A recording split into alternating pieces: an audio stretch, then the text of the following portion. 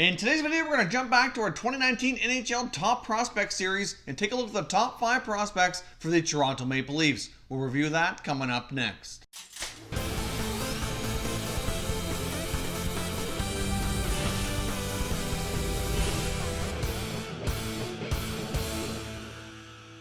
So welcome back here to Top Shelf Hockey. As I mentioned, we're jumping back to the 2019 Top Prospect Series, and we're going to take a quick look at who I think are the top 5 top prospects here for the Toronto Maple Leafs. Now keep in mind, as we go through each player, you're going to see a slide for each player with some biographical information as well as some stats. All that information comes from EliteProspects.com. It's certainly a great resource if you want to look up information on some of the NHL's top prospects from around the world. So now let's jump in here and take a look at who the top 5 prospects are for the Toronto Maple Leafs. Now first up, we've got a 2016 draft choice, Jeremy Bracco, who's been a forward for the Toronto Maple Leafs over the past couple seasons. Now Bracco is a player who has great vision and is an excellent passer. He's also a very creative skater and can use his edge work to deceive defenders and create some nice space he needs to make some plays. He played a year at Boston College and then moved over to the Ontario Hockey League as part of the Canadian Junior Hockey League, where he had some great stats with the Kitchener Rangers, but was then later traded to the Windsor Spitfires to complete his junior time in the Ontario Hockey League. And he's now played 2 years in the American Hockey League since turning pro, with the second year last year seeing some major jumps in his production, with putting up over a point per game throughout the regular season, as well as in the most recent 2019 playoff run for the Marlies as well. So we certainly saw some major strides from Bracco's game over this past season. I'm not sure if he'll be able to get himself a roster spot with the Maple Leafs this year, because they do have a lot of other depth forwards that they've signed who could possibly play roles in their bottom 6 during this past offseason. But if he has an impressive enough training camp, would not be surprising to see him at least get some opportunity for the coming season. Now, in my opinion, the Maple Leafs prospect pool is a little bit thin in a way, just because a lot of their top young players have really accelerated to the NHL quickly. They had a lot of high picks like Matthews and Marner and Nylander, who did not take too long to become regular NHL players. So with that in mind, a lot of these guys here that we're going to talk about today are going to take a little bit longer to make it to the NHL, but could still certainly be very valuable pieces for this team moving forward. Now next up, I want to take a look at 2017 first round selection Swedish defenseman Timothy Liljegren. Now of course, when he was drafted, he was kind of viewed upon as being a skilled offensive defenseman with excellent skating skills, and if you put it all together, it would certainly be looked upon as being a high scoring NHL defenseman. Now to this day, his skating is still probably his strongest suit, and he does have pretty decent hockey sense from the offensive side of the game. He's got a quick release and some good passing as well, which certainly allows him to be creative offensively. But so far during his 2 years in the AHL, his offensive game has really not translated overly well. He's certainly progressing well with the defensive side in the overall game. We really haven't seen him put up a whole lot of offensive output so far during that time frame.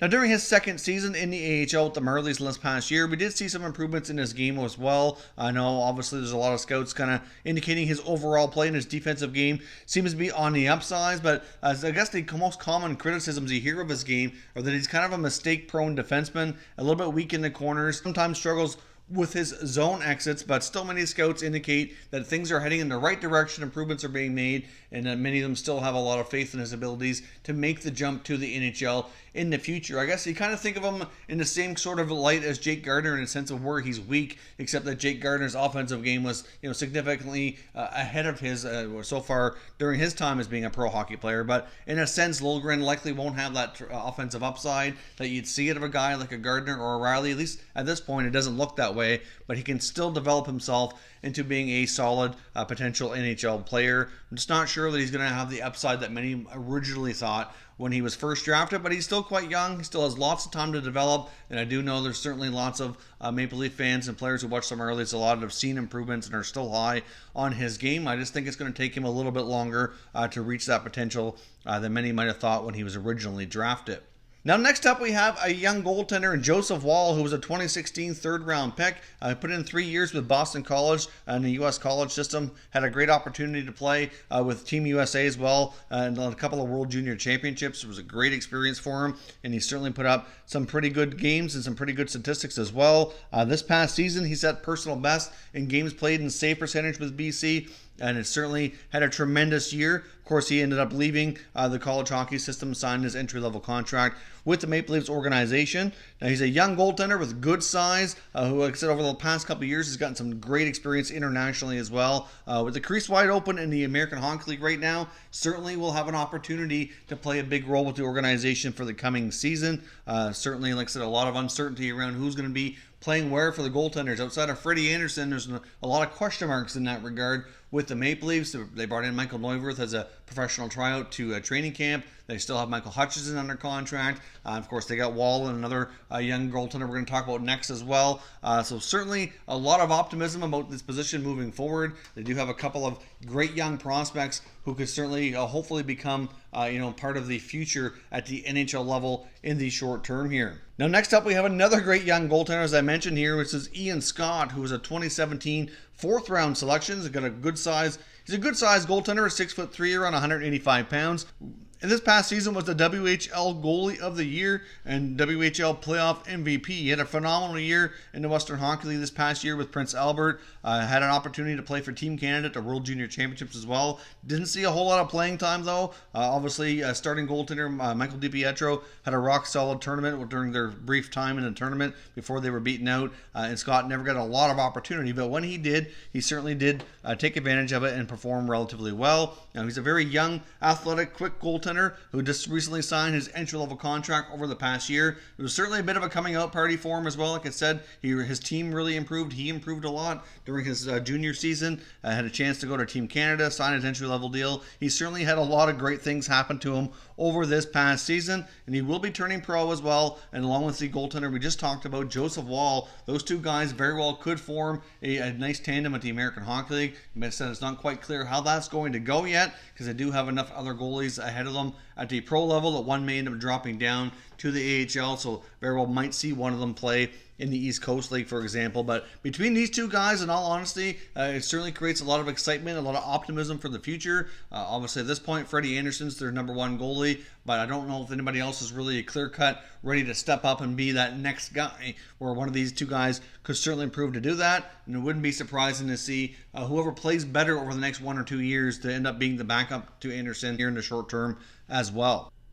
Now, next up is a player who I personally think is the top prospect for the Maple Leafs right now, and that's 2018 first-round selection, left-shot defenseman from Sweden, Rasmus Sandin. Now, if you look at these other players, you certainly might be able to argue that some of these other guys might have just as much impact on this franchise moving forward, but obviously, in the situation here for both goaltenders, you know they're going to be a little bit longer getting an NHL opportunity. Like I said, in between Bracco and Liljegren, I could see them getting opportunities soon as well. It's possible that between Bracco or even Sandin here, that they might get the first crack at having an opportunity, but it's, in my opinion, Sandin has the most longer term upside here, in my opinion. Now, he had an opportunity to play for Sweden at the most recent World Junior Championship here in 2019. It was a standout on their blue line, playing alongside captain and fellow Swedish defenseman Erik Brandstrom. He saw big minutes and really thrived overall, had a solid tournament. His adaptability to new leagues and new teammates is a strong indicator that he could challenge for an NHL spot for the coming season, or at least be the first option for call-up based on any opportunities that the blue line might see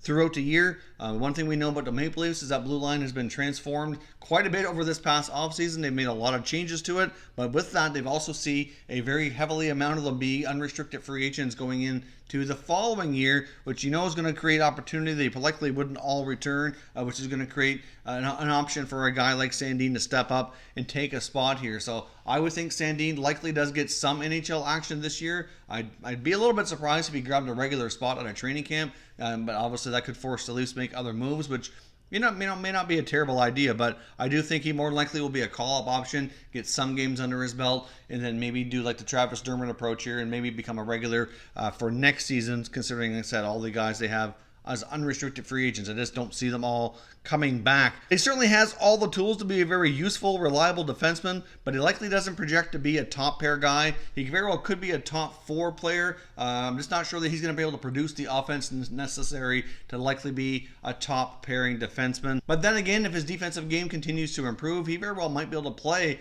that type of role as a top pair guy, with a offensive guy. It just kind of depends on who's he's paired with, but as long as Morgan Riley's patrolling the left side of the Leafs defense, then obviously he would at best be second pair.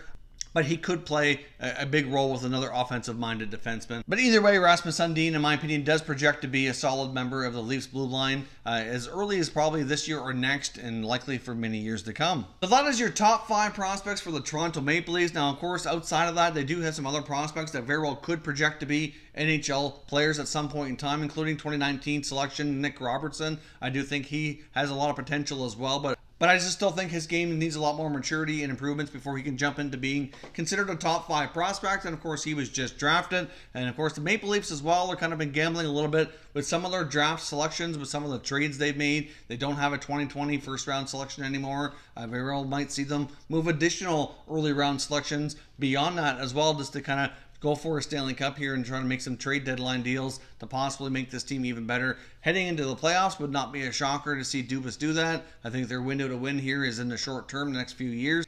I can certainly see them doing everything they can to making sure the team is as strong as possible for the playoffs. But they've done a great job, like I said previously, getting a lot of their top prospects to become top players already, which is the only reason why this Maple Leaf prospect pool isn't even deeper and more exciting for the future, because a lot of the future is already in Toronto. So certainly let me know what your thoughts are on these top 5 prospects for the Maple Leafs. Who do you think will have the most impact on this team in the coming years? If you're new to the channel, consider subscribing and turning on your notifications so you don't miss any future videos. Give this video a thumbs up if you enjoyed it as well. I'd appreciate it if you did. As always, thank you for watching, and I will catch you next time.